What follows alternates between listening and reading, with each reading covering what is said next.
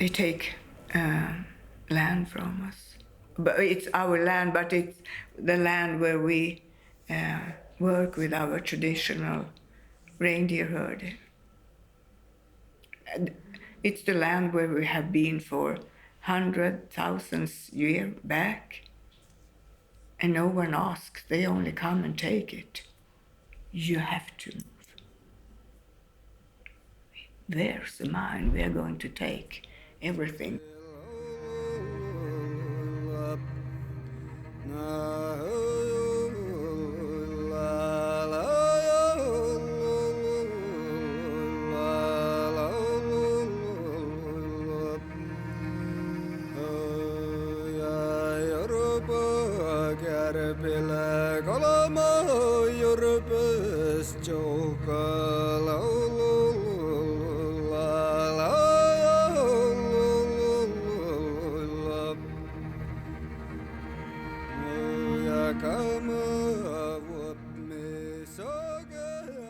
That was Lars-Ánte Kuhmunen singing a traditional Sámi joik. We'll hear more from him and other Sámi people later.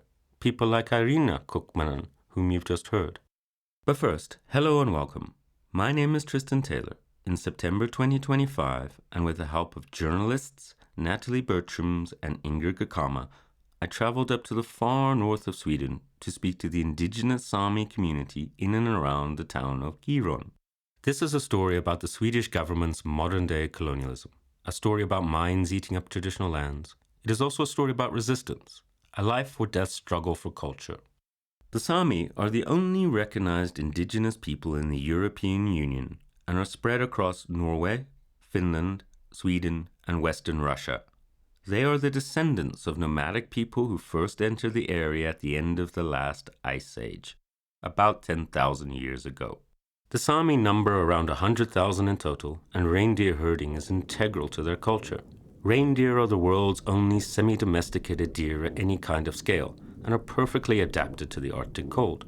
Adult males weigh around 170 kilograms, depending on the subspecies, and have antlers, unlike the females who are also smaller in size. Reindeer make a distinct sound, a knee click, to keep track of each other's location. Matti Blintbari, the chairman of a Sámi reindeer herder organization, explains the link between reindeer and culture. The fundamental things for the Sámi culture is the reindeer herding and the life around the reindeers and reindeer herding. And we say we are people with 8, what do you say, årstider? What is that in English? 8 seasons on a year. And that's because of how the reindeers move. So when the reindeer is gone, the seasons are gone, and then the culture is gone. That's how I look up at it. And it's such a big question. For me, of course, it's for protecting my animals, my culture, my people, so on. But in a bigger perspective, it's also a question about humanity in the future. Everything we take out from the earth is, what you say, not replaceable. When it's gone, it's gone. What should we do then? We're destroying the planet we sit on. The black slag heap of the world's largest underground iron mine towers over Giron. While there is not much traffic, there is, for some reason, an awful lot of classic cars. You can buy reindeer meat in the butcheries. The dried strips are definitely worth a go. The Swedish call the town Kiruna, and in a dark way, Kiruna fits. Giron was the land of reindeer, of people who have been there since time immemorial, a place of nature. Kiruna is the name of the modern world's relentless industrialization, of rock brought from the depths to bury both people and land, all in the name of shareholder profit. Karania belongs to the Gabna community, the Sámi located around Kiruna, and she told me what happened. During the last 135 years, we have had a mining industry on our lands, and an effect of that is the city of Kiruna was built and established. And during these 130 years, the state-owned company, LKAB, has increased their mining activities rapidly, meaning that we have lost extremely important parts of our reindeer grazing land and fishing lakes to the mine without our consent. So we have been pushed away from our indigenous lands, and now the situation is tougher than ever because we have got 5 mines, state-owned mines on our land, just my community, and they are expanding. They expand for every year, leaving us with few pieces of land left for our reindeers to graze and for our culture to survive. And now the state-owned company, LKAB, wants to open yet another mine just beside the existing mine in the city of Kiruna. And that mine would cut off our traditional routes for reindeers. The expansion of the LKAB iron mine is underway. 6,000 people, Sámi and Swedish alike, will have to relocate. Buildings will be torn down and new houses will be built. In August 2025, a historic 113-year-old church belonging to the Evangelical Lutheran Church of Sweden was moved in its entirety out of the expansion zone and to Kiruna's new town. The move took 2 days, was broadcast live on TV the whole time, and even the King of Sweden arrived for the event. In the eyes of the government, that piece of culture, that part of Sweden's past, was worth saving. So I decided to go see the new town. I'm standing in the city center of Kiruna, where, 10 years ago, reindeer used to graze. Now, there's a big statue right in the middle of a square. It looks like a mine shaft. Just beyond that, there's another statue, a hand coming out of the ground clutching a piece of ore. Next to it is a 14-story hotel, and then, just to the left of the hotel, as you look at the hotel, there's the town hall. Again, circular building, 4 stories high. And then across from that, there's a fancy restaurant. This is where the Sámi used to graze their reindeer. And now, paved over, made fancy, made modern.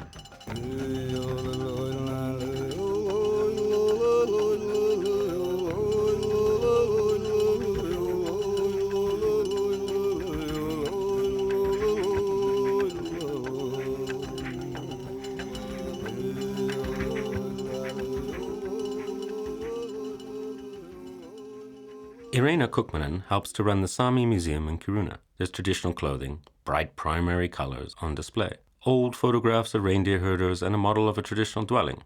It looks a bit like a Native American teepee. The museum will also have to move because of the iron mine, and Irena doesn't know where it will go.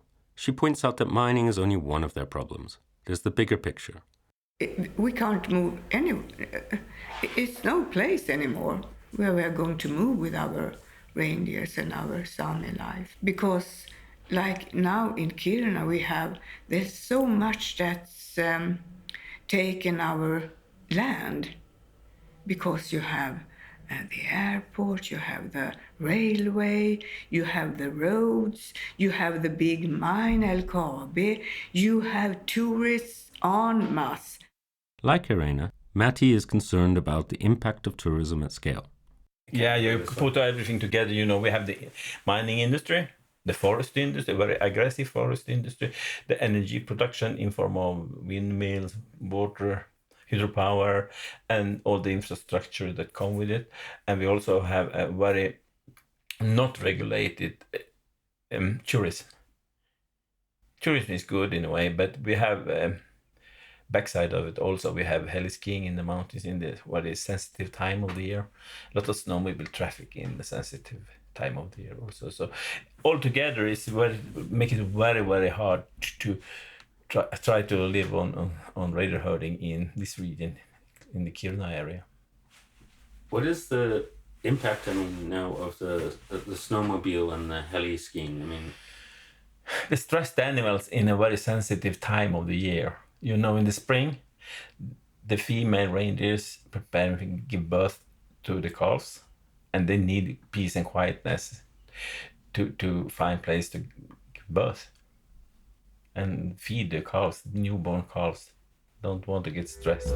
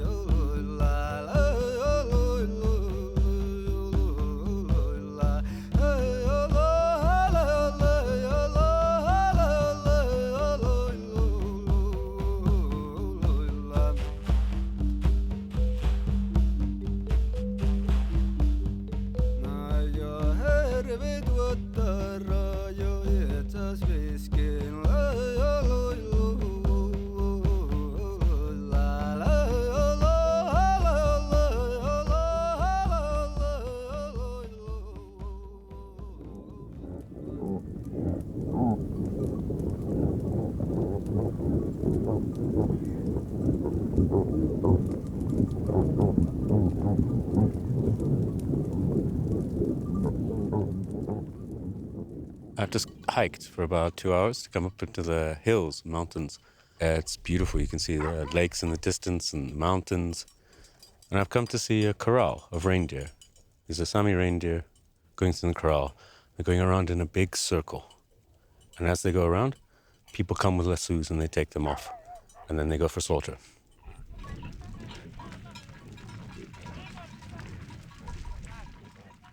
Lars-Ánte invited me to the corral, located above the village of Rienhum. You need an invitation to attend. Not only is he a full-time reindeer herder, he's a joik singer, keeping the tradition alive. I speak to him over lunch. The smoke from the wood fire drifts in the wind. I ask what he's cooking. So what's on the fire? What? What is on the fire? What are you cooking? It's poidukurpi. It's fat from the fat who is around the stomach. In that you put fat and the reindeer meat and salt, and then you smoke it. And now I'm heating up and gonna eat it. Because I'm very hungry. But that was funny. This is really good meat. It's the best meat you can find in the whole world. A lot of omega-3. Yeah, it has same omega-3 like fish in the ocean. And so you just eat it like that with a piece of bread? It's like a flatbread. Yeah. This is kahku. And back in the days, they were making on fire under a stone and bake this bread on the stone. It's a flat bread. Yeah. So this is kahku. You look like a very happy man now eating that. Yeah, when it's sunny and a very beautiful fire and good friends around, nothing can be better than kahku and poidukurpi.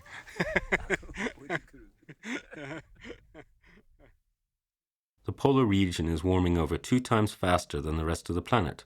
Sea ice is retreating and glaciers are melting. Lars-Ánte has been herding reindeer for 30 years and he's seen the shift. The tundra sun is very hot, but it's hotter now than before. When I was a child, the swamps had a little bit icy, thin ice on it, but it doesn't happen anymore. Is that because of climate change? Yeah, I think it's climate change. So there are a lot of things that's happening.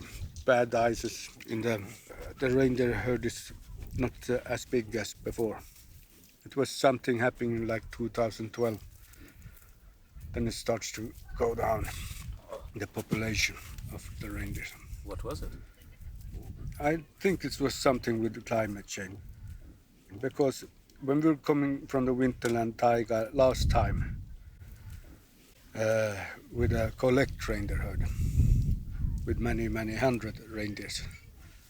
Then it was 2012, the winter 2012-13.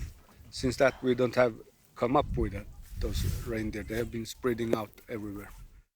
With the sounds of reindeer moving in the corral in the background, the lunchtime conversation turns to music.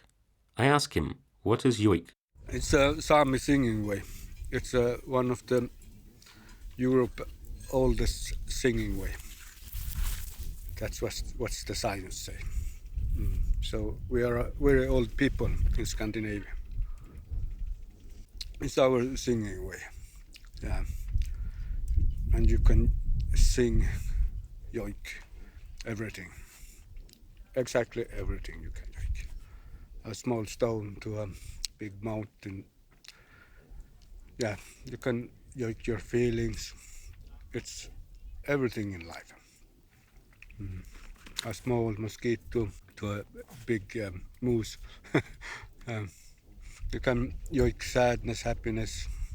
You can joik old joik when you're missing someone. Yeah. You can joik this fire. What would that mean, to joik this fire? It's like you're making like a picture in singing way. This fire. So it's you're joiking the fire. You're not joiking about the fire. You're joiking the fire. So, if you were to joik this fire, what would it sound like? I don't know. I'm eating now.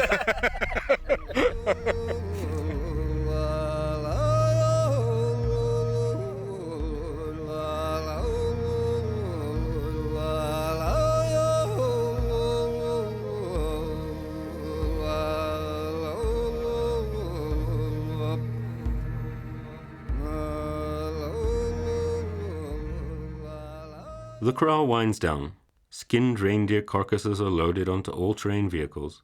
The ground can get quite muddy in places. The Saami dogs look really happy, having gorged themselves on scraps. As I'm about to begin the hike out, I run into Lars-Ánte Kuhmunen, the chairperson of the Gabna Sámi indigenous community. His children are churning reindeer blood, the next generation learning from the current. To understand what's happening today, one has to understand the past, the path leading up to the present. To understand the current struggle of the Gabna community against the Swedish state's push to expand mining, an idea of the past is required. For example, up until the 1960s and 70s, Sámi were barred from entering certain hotels in Kiruna. So I asked Lars-Ánte about some of the history. Yeah, I'm not an historical educated person, but I know, of course, some of the history before that, in the start of the 1600s, when they started to create churches in the northern part of Sweden to Christianize all the Sámi, because we didn't have this Christian culture, Christian religion at that time. We had nature religion, more or less. So it's like a red thread from that time until today. I see it's quite clearly now when we see how they make profit and we make the loss. Nia also spoke of the assimilation process, and it reminded me of the stolen generation in Australia. All the world over, the same tactic has been used. By forcing people to assimilate, colonialists and similar powers attempted to make indigenous history a tabula rasa, a clean slate, that turns theft into, as the false narrative of colonialism goes, charitable, enlightened development. To make people forget, there is no crueler blow. Karen explains what happened to her family. Yeah, my father was forced to go to a nomadic school.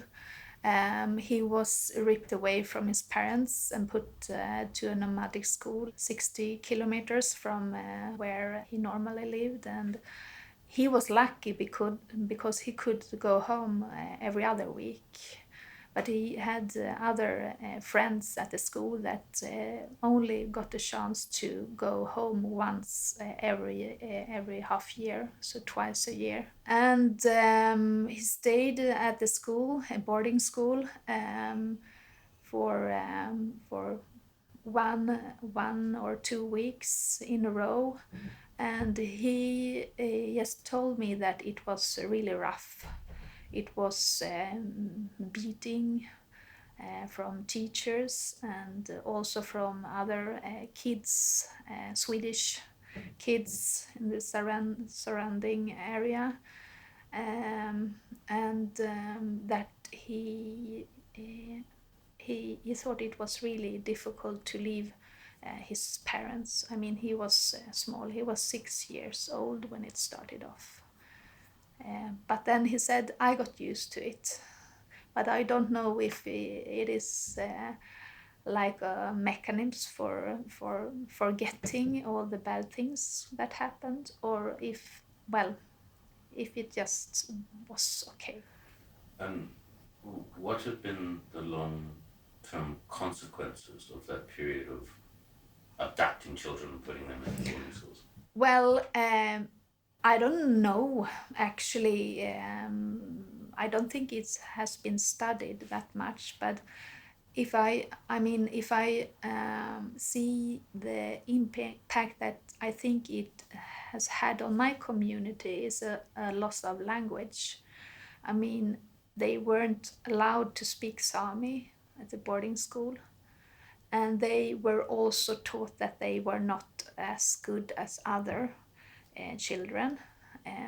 Also, of course, that they didn't have the possibility to live their daily life with their parents and elders and all the community.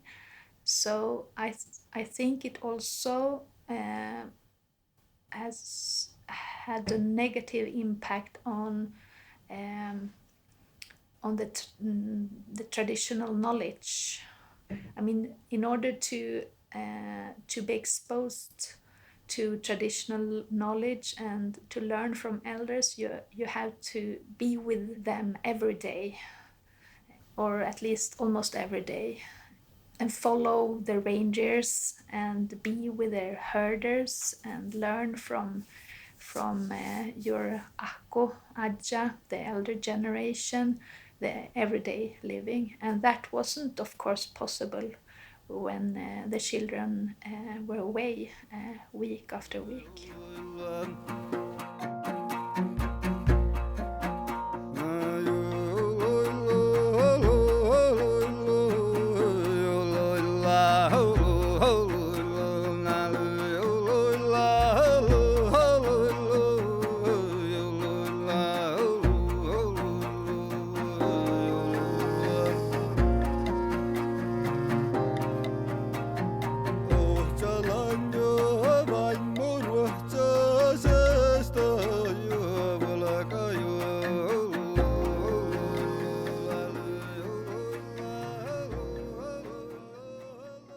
The European Union and the Swedish government have a justification for the expansion of mining.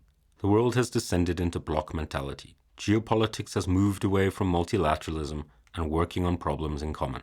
Now there's a scramble for resources to make playstations and cruise missiles. Both Sweden and the European Union justify the mining in terms of the need for critical minerals for the green transition and to rearm Europe. In 2023, the state-owned mining company, LKAB, announced that it had found a rare earth minerals deposit, the largest in Europe, in Kiruna. Of course, the issue of obscene profits doesn't feature in the politicians' public discourse. Karen educates me on what's really happening. Well, here, absolutely, it is colonialism that are driven by Europe itself. I mean, EU, with the Critical Raw Material Act, and the need for new minerals are forcing Sweden and Sweden to push forward new mining projects. So it is a new colonization, and I mean, the situation is horrifying, and it is absolutely horrifying to understand that most Europeans doesn't understand that we are sacrificed on the altar for the so-called green transition. The purpose to share this story is also to tell Indigenous people all over the world that they shouldn't believe that Sweden is better than other countries. Sweden do promote themselves as human rights advocates, and that they are really rushing to other areas of the world in order to protect indigenous and land, but they are harming us here in Sweden, and I think I can speak for my Sami brothers and sisters in Finland and Norway and Russia as well. We are fighting for our rights and for our land. Matti Blint-Bari knows a thing or two about struggle. As he told me in Kiruna, Sami resistance, as he put it, has 3 legs: politics, activism, and the law. For about 16 years, Matti was involved in a legal case that eventually secured hunting and fishing stewardship for his community. He spoke to me about racism, death threats, and reindeer killings. So in this part of Sweden, the whole Sámi area, we have a very big touch of racism. I really don't like that word, racist. For me, it's a very strong word, but I don't find any other word for it. No, it's very hard to point it out, but it's there.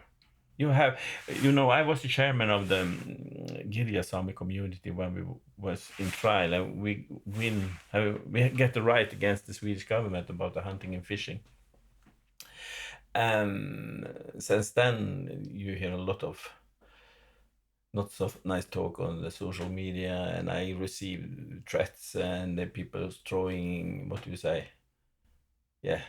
Junk on my yard and lots of things. So you have a touch of racism, and it's quite structural. It's in the walls in Kiruna in special.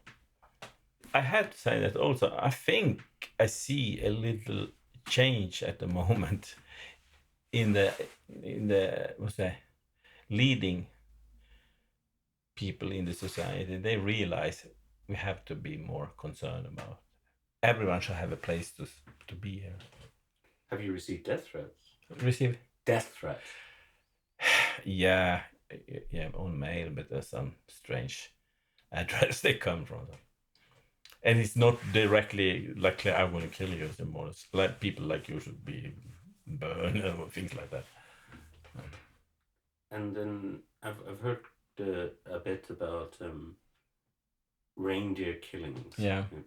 Could you talk about that? The killing of reindeers is a symptom of something very sick in our society. But when I was young, there were killing of reindeers also, and they slaughter it. The thieves, they take the meat and thieves. And I talked about it with my uncle, and he said, "Oh, it's poor people. They need the food, so let it be." Yeah, today we see that when you find animals out in the forest shot or overrun by snowmobiles or killed in some way or hurt in some way, they just leave it there to die. It's a sick behavior. And I do not believe that people are that sick so they killed big warm-blooded animal with big brown eyes for they hate the animal. I'm pretty sure they killed them and hurt them because they represent the Sámi culture. That's why they go on the animals. Matti has a message for other indigenous people across the world. It's very important that we try to stand together against these strong economical powers that want to just explore our land for the purpose of making more money. That is what it's about. Lars Marcus also embodies resistance. He's not about to give up and watch his culture wither. I have a message for the Sámi people in in Sweden, Norway, Finland, that Sweden is now taking steps to try how much they can push the Sami rights aside. And so we take this battle this time, Gabna community, and other Sami communities in Sweden, Norway, and Finland will also take part, will also be in that battle in the future. But we take this battle now, we try to do it as hard as we can, we try to make this right, because this is just the beginning of an era of mining, I see it. They have advertised the creating of this mine, and that is the start of the battle. But then we will go to court and so on. So it will be a long battle. It will certainly take a couple of years to finish that battle. I've hiked down from the corral and arrived at the village of Rienhum, which translates into Reindeer Lake. Dusk descends. 2 skinned reindeer are hanging from a metal frame outside Lars-Ante's house. I'm here to pick up a CD of his music for this broadcast. He wants to share the joik. When he gives his message to other indigenous people, he speaks in Northern Sámi and also translates it into English. Läge faamulas, läge ilullas, tauttadi puuri faamui ja joikkahaulu. My message to other indigenous people is stay strong, be happy, feel the good power around and sing a lot.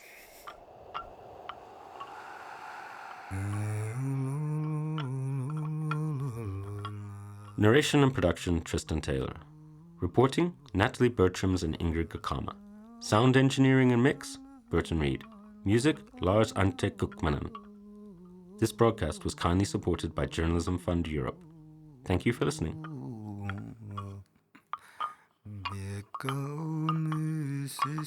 Joik